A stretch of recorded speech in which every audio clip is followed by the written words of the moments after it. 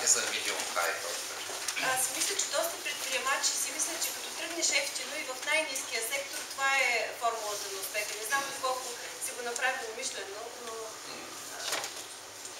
Моята философия е такава, че производството на ефтини продукти първо не е за България, тя е за друг тип икономики и второ не ти води нищо положително като емоции. Все пак човек трябва да получава удоволствие от това, което се занимава. Иначе защо става пари?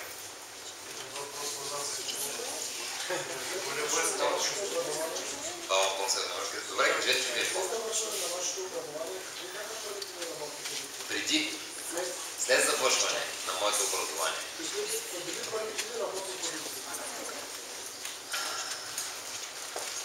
Ами, в туризма. Аз там започнах още като ученик, нали, по време на летните ваканции и така нататък. И след това продължих естествено развитие там, в туризма. Сферата на агенция, имаше една държавна агенция за пътувания, самолетни билети и такива неща.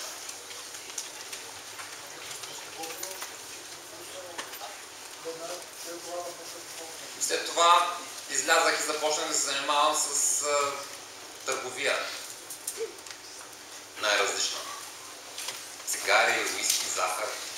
Такива се интересни неща. В залата със сигурност има много хора с идеи, които искат да стартират. Бихте ли инвестирали в стартираща идея, иновативна? И като какъв инвеститор се определя? Да, но не в повече от 10. Като консервативен или като рисков инвеститор? Не, вижте какво. Нали, пак казах, човек може да си позволи да инвестира толкова, колкото е склонен да загуби. Така че, не. Добре, последен въпрос, тъй като времето наистина напредва. Как се придобива мислене на предприемачи? Какво е необходимо? Раждаме ли се с него? Израстваме ли с него? Смелост. Трябва да си готов да се изправиш сам срещу цялата система, защото в края на краища в България е малко по-друг тип схващането за предприемачество. Нали, държавата възприема като някакъв враг, който трябва да се бори с нея. Добре, някакви финални думи от вас, господин Неделчев?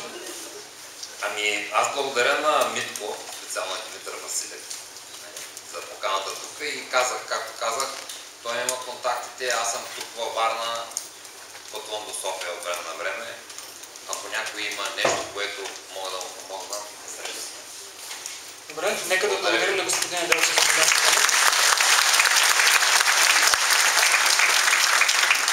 Ние продължаваме с нашия следващ гост лектор. Той е главен консултант и проект директор в MOi Klub.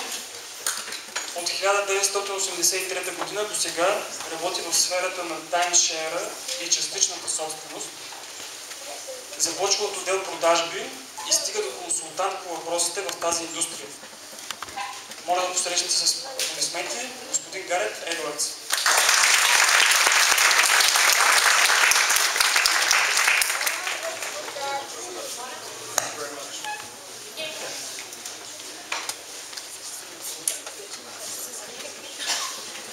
I'd just like to start by saying I love Piccadilly. For me as a British person, it's the easiest store to navigate. Само един въпрос, понеже аз ще трябва да превеждам в ефир, така да се каже, а не съм професионален преводач. И за да не се изгубим в превода, има ли хора, които не говорят английски и трябва ли наистина да превеждам? Don't agree? You do agree. Can I just discover something about the audience? How many students do we have?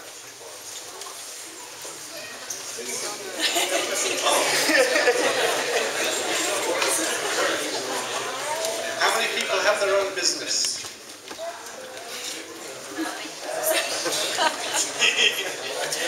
How many of those businesses deal with international trade?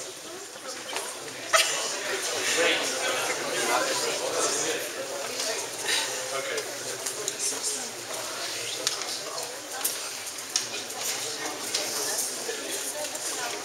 was asked to have this talk, I realized it was going to be with a Bulgarian audience. Now, dealing with a translator is the hardest thing in the world. I've done Bulgarian TV, I've done Bulgarian radio. With a translator, it's impossible. It just is not very, very easy. So, since I needed a translator, I thought the subject I would pick for tonight is communication. And how communication applies to international business. Yeah. Do we all understand the need for brand? And how a brand can work for our company? Всички разбирате ли какво означава думата бранд, марка и как тази марка би могла да работи за нас? One of the reasons I picked communication was because this morning I had an email from a client, because I also do consultancy work. And the email was asking me to translate their English brochure into better English. Now, this international company that have offices all over the world translated their brochure internally. A Bulgarian translated it into English. It was bad. The Bulgarian, knowing it was bad, gave it to his manager, who is a German. It was actually worse than it was for the Bulgarian. Now, I do business obviously in Bulgaria. I do business in Russia.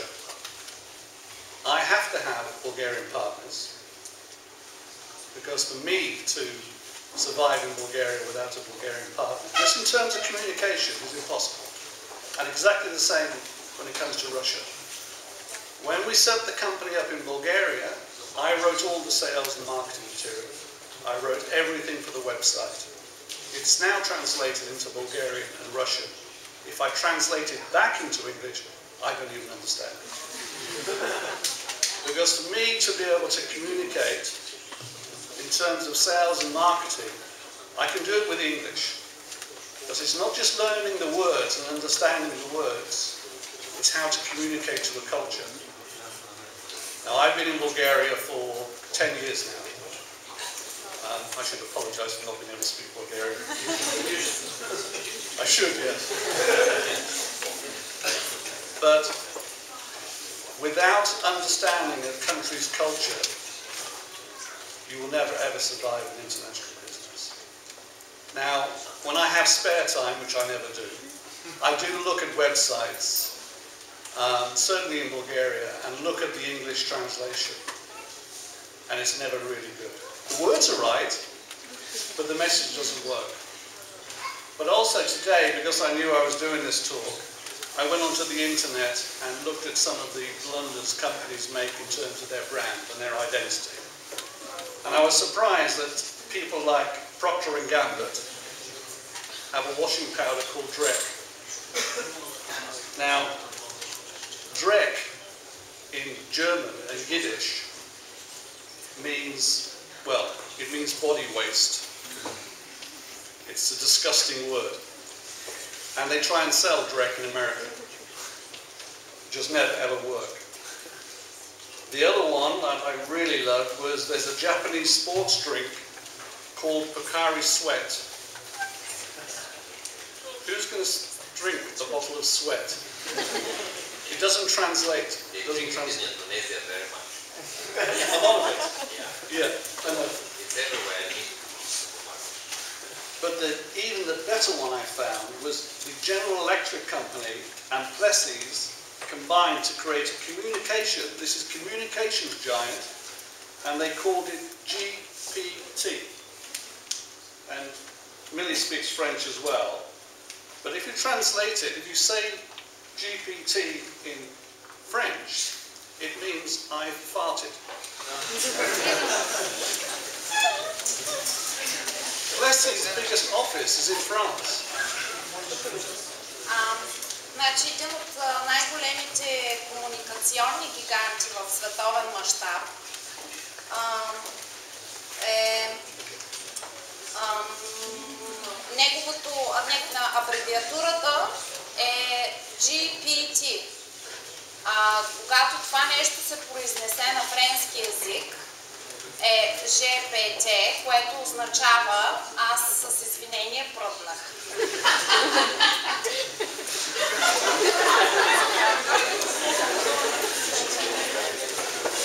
Does anybody in here know which is the best brand ever? The best brand ever? Google.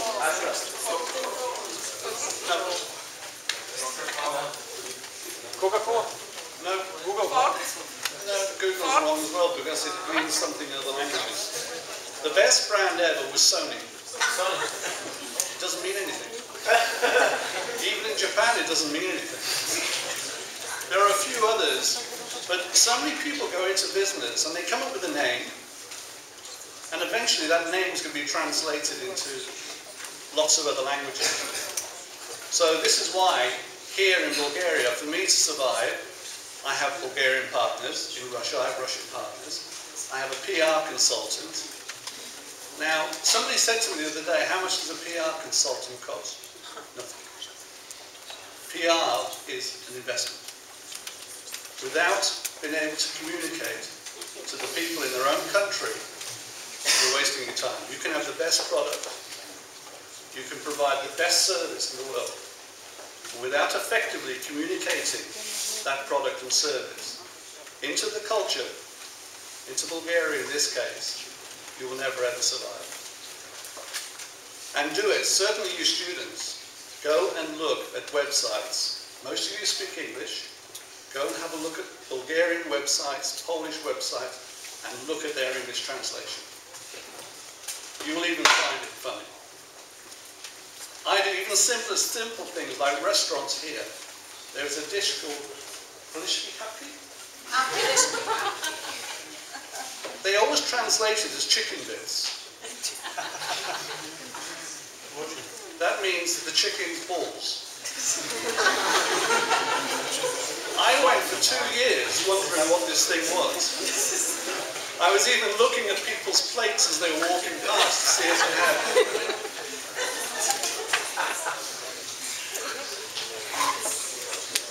Has anybody been to the restaurant at the top of the hill when you go out past the airport towards Dvorec Road? And there's a restaurant there. It's the Panorama or something? Just go to read the menu in English. They're not very large menu. 250 salads. Too much choice. In fact, we could have a whole talk on that. Choice is a killer. Especially when you take a woman to a shoe shop. Too much choice, you could be there for days. Which other ones did I find? Oh yeah, Ford Motor Company. Started by Henry Ford. They came up with the Ford Pinto. Now when you imagine that Ford obviously has a strategy for emerging markets, and South America is an emerging market. In Brazil, a Pinto means male genitalia. So it's back to the Polishki-haki.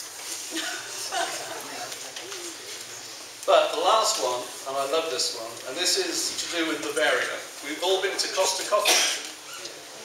Does anybody have a latte? Cafe latte. Well, in Bavaria, a latte is a male erection. So when they advertise that the morning latte, and then one of their adverts actually says, take a morning latte break. What's that all about? Just a second. I need to translate. Значи в Коста кафе една от напитките, която се сервира е лате. Кафе лате. За съжаление, лате на немски означава ерекция. И когато в Германия, ако кажеш сутрешно кафе, пауза за сутрешно кафе, което на английски звучи morning late break, означава, че си счупил ерекцията, така да се каже.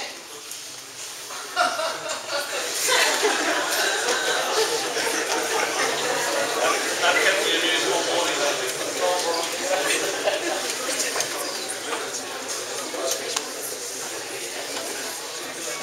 Oh, here's one. This is an international company called Paxson Corporation. Paxson Corporation make detergents and soap. And they have a detergent called Bath. And they launched Bath for the Middle East market. In Iran, Bath means snow. White snow. Perfect.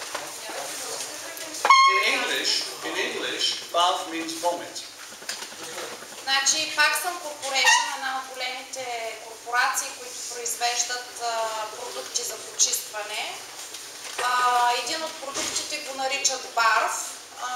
С него отиват на азиатския пазар. В Иран думата барф означава сняг, но на английски означава повръща. Okay, rather than me keep carrying on talking, does anybody have any questions? And I'll try and get the answer done in Bulgarian. How come you don't have a translator?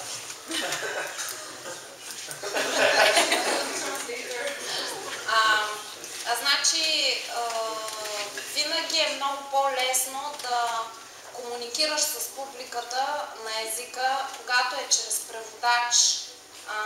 Превода се губи и посланието не може да бъде същото. Да, безспорно е така, да има някакви доста термини, които се дадат в превода, но всичко Добре, каква комуникация може да има, като не разбираме превод? Аз за това попитах, искате ли да превеждам, никой не каза не. Няма ли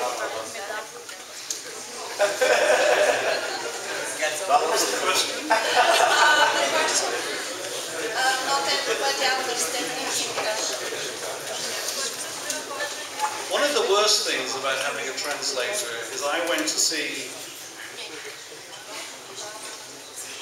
One of the worst things about translation Едно от най-лошите неща за случай преводите. About 5 years ago, I was asked to go and see the governor of Варна. Преди 5 години е бил помолен да отиде на среща с някой от управлението във Варна. And because of the seriousness of the meeting, и защото срещата е така била доста сериозна, I took a translator. Аз взех преводач професионален. I said 3 words. Аз казах 3 думи. The translator said 50 words. Преводачката каза 50. The governor said 20 words. Управителя 20. And the translator said to me, yes. И преводачката каза да. So I tried 10 words. Пробвах с 10 думи. Translator did about 150 words. Преводачката към 150. The governor had a coffee and did about another 60 words. Управителя пи кафе и около 60. I looked at the translator, she said he agrees. Гледах преводачката и тя ми каза, той се съгласи. Аз забравих какъв въпрос бях задал.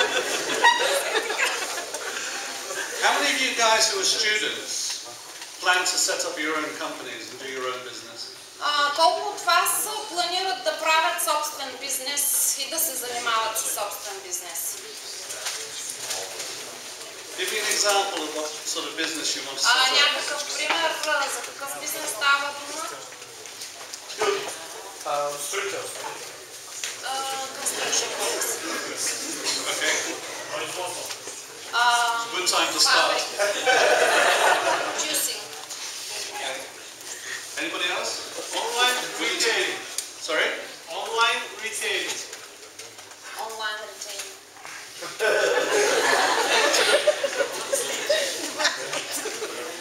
One of the big advantages of being a Bulgarian and setting up a business that is going to work in an international arena is Едно от предимствата да бъдеш българин и да поставиш основите на бизнес, който евентуално би се развивал извън страната. if you look at the American community, the British community. Ако погледнеш американското общество или английското общество, We've been doing this for hundreds of years. Ние правим бизнес последните от стотици години. There are still some fantastic ideas that they do in America and the UK. Съществуват все още нови идеи, които ги осъществяват в Щатите и в Англия. That have never ever emerged in Bulgaria. Които, за съжаление, никога не биха проработили в България. It's like this one for Piccadilly. Why do Piccadilly not do home delivery? Защо Пикадили никога не е правил доставка по домовете? Because the payment system was not mature then. Заради трудно, да. Заради заплащанията в кеш и невъзможността липсата на усъвършенствана система за плащане. Do you think that's a business that will evolve in Bulgaria? Мислите ли, че този бизнес би проработил в България? Yeah, because now it's developing, but it needs a lot of time because this penetration of the online transactions must go deeper into all the population, not in just part of it, because now it's concentrated in the big cities. Заради картовите разплащания в момента са съсредоточени единствено собствениците на карти са в големите градове, а в малките липсват. Когато това се развие, може би да. Because in the UK, home delivery 10 years ago was a very small business. В Великобритания преди 10 години доставката по домовете е бил много малък бизнес. Now it's a massive business. Но сега е масивен. Absolutely massive business. So what else is anybody else doing? What are they planning to do with their new business? Anybody else? Някой друг какво планува за нов бизнес? Сладкарство, бутикови торти. Sweet. Sweet. That's always good. That's always good. Производство. Anybody else?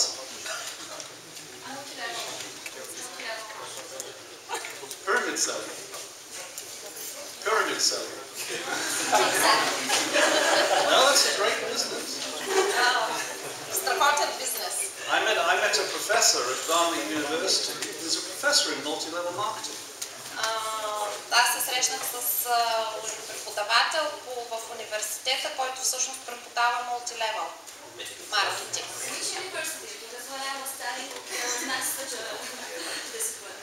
She's probably been hiding. Най-вероятно се е крила. National folk business. National folk dance. Brilliant. Brilliant. I didn't know Bulgaria was so big into yoga. Не знаех, че България е толкова запалена по йогата. Thank you, the internet. Let's go back to this multi-level marketing. Multi-level marketing is a bit like our industry. My industry, I started my life in timeshare. Значи мултилевел маркетинга е нещо много подобно на индустрията, с която аз се занимавам. Has anybody ever heard of timeshare? Timeshare, чували ли сте? Yes. Timeshare and fractional ownership, shared ownership of property. Дяловата собственост.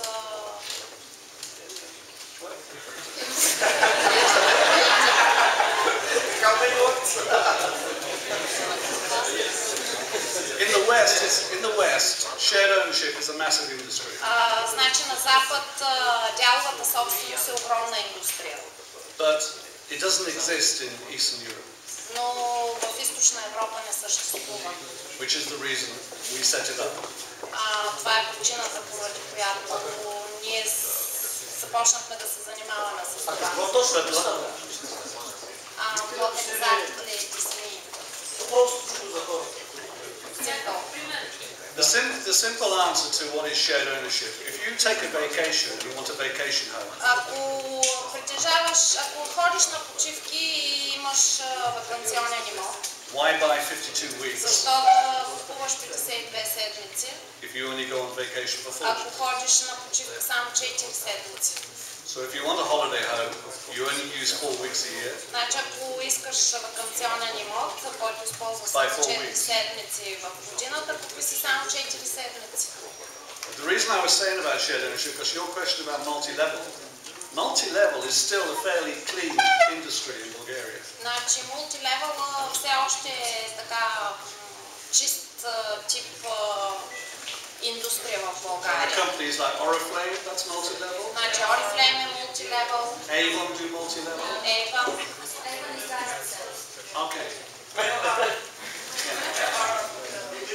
But in the West, multi-level marketing or pyramid selling На Запад мултилевел или пирамидалната продажба the same with timeshare е също като таймшер. was abused by lots of criminals. Бил е насилен от много криминални субекти. Lots of criminals made lots of money out of timeshare. Много криминални субекти са направили огромни пари от таймшера. I'm surprised nobody's ever heard of timeshare because it was here, 1996. Изненадан съм, че никой от вас не е чувал за таймшер, защото те бяха в България през 96-та. But it's like any good product will be abused. Но това е като с всеки един добър продукт винаги е бил експлоатиран. Благодаря. So anybody got any questions? Имате ли въпроси? What happens with the rest 8 weeks for this shared ownership? If you buy 4, there is 8 left. What happens with them? Somebody else buys it. But if property, it doesn't matter. It's okay. If property is in the mountains, which is only usable to the season, winter season, Indians will buy the rest of the year. That's always an interesting question because people say, well, if I buy 2 weeks, who are going to buy the rest? Това е много интересен въпрос. Съжалявам, че въпросът е много добре. And the answer is somebody else like you. Can you repeat, please? Lost. If I buy 2 weeks, who's going to buy the rest? Значи въпросът е, ако аз купя 2 седмици, кой ще купи останалите 2? Somebody else like you. Отговор е някой друг като тебе. Well, if she was asking, let's say it's in the mountain and it's high in the mountain, the season works only during the mountain. What happens with this estate during the winter, during summer time?